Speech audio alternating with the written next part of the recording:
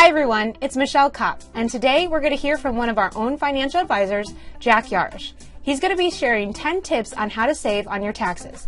And if you stay tuned to the end, he'll share a bonus tip that, if implemented, will be able to save you thousands of dollars on your taxes. Hope you enjoy. Welcome to Verde Capital Management, where we turn money into life fulfillment. I'm Michelle Kopp. Thank you for joining us. At Verde, we believe in the power of financial management to transform lives. Whether you're looking to build wealth, plan for the future, or achieve your financial goals, Verde Capital Management is here to guide you every step of the way. Thank you for joining us on this financial journey. Subscribe to our channel and know that at Verde Capital Management, we're not just managing money, we're helping you live the life you've always dreamed of. Nobody likes paying taxes, so here are my top 10 tax strategies to consider to lower your taxes. Number 1, max out your 401k. This is the easiest way to lower your taxes.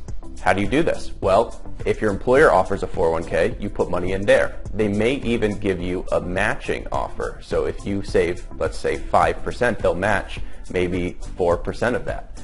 You want to make sure that you take advantage of that and that you do that every year. It will lower your taxes.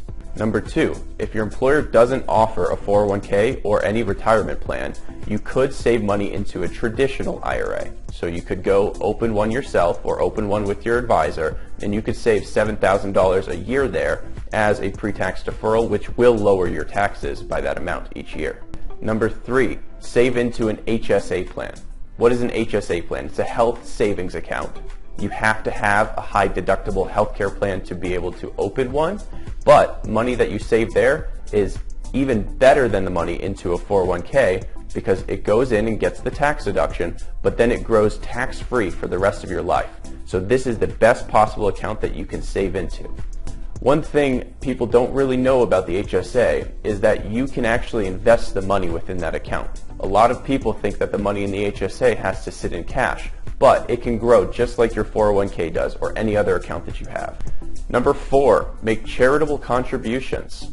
If you make a lot of charitable contributions, let's say around $10,000, then a lot of more strategies come in play where you could likely itemize your deductions, and there's advanced strategies where we could bunch your charitable contributions, maybe save up, don't do charitable contributions for 1, 2, 3 years, do it all in 1 year, make $30,000 in deductions that year, and then the other years you can take the standard deduction. Number 5, become a business owner. As a business owner, there are a lot of deductions that are available to you that are not available to other people. Do you make any income outside of your primary work? Could you be considered a business owner? If so, then you could probably deduct some of the expenses that you made for that business. If you have a home office that you purchased to do some of your work as a home business, make sure that you deduct those expenses. There are a lot of people that should be considered business owners that don't take advantage of this because they don't know. Number 6, if you are a business owner, open up retirement accounts. Business owners can save more into retirement accounts than anybody else.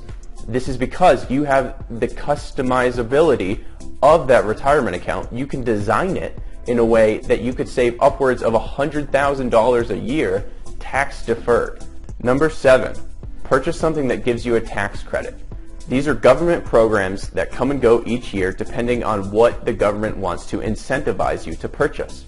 Right now, there's an EV, electric vehicle tax credit, that could offer you $7,500 back on your tax return if you were to make one of these purchases. Go buy a Tesla Model 3 or Tesla Model Y, make sure it's under the amount, and use my referral code JACK12086 to save $600 on your purchase. Tax credits exist for other purchases, including solar energy systems, solar water heaters, and solar panels, and other energy efficient home improvements or appliances. Number 8, if you have children and you pay for childcare, you're likely eligible for a tax credit. You can claim up to $3,000 in expenses per child, up to $6,000 total. Depending on your tax bracket, this could save you upwards of $2,000 by taking advantage of this tax credit that some people don't know about.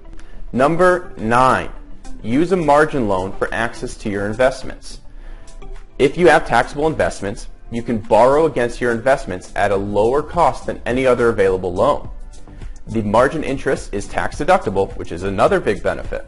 This is especially useful strategy for people who are retired and withdrawing money from their retirement accounts.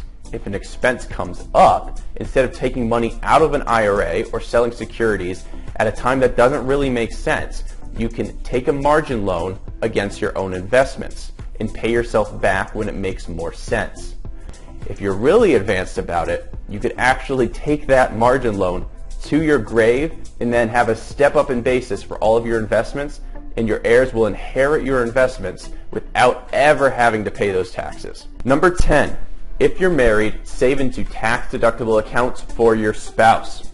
Even if you have a 401k through work, you've already maxed that out, and your spouse doesn't have any income that they're bringing in outside of yours, you can still save into a traditional IRA for them. Essentially, this doubles the amount that you can save into your retirement accounts. Number 11. This is a bonus tip. This won't lower your taxes currently, but it will lower more taxes over your lifetime than any of the other strategies that I've named. If you're over the age of 59 and a half, you can make Roth conversions into your retirement accounts. This is when you take taxes in a year where your income is much lower and you're in a lower tax bracket, and then you shift them so you never have to take taxes on that money ever again. The best tax strategies actually happen when your income is the lowest. If you think any of the strategies that I mentioned could apply to you, please reach out to your financial advisor, schedule a meeting. We're happy to meet with you, have a tax planning meeting where we talk about your specific tax situation, see how we can save money on taxes today and save money on taxes for the rest of your life.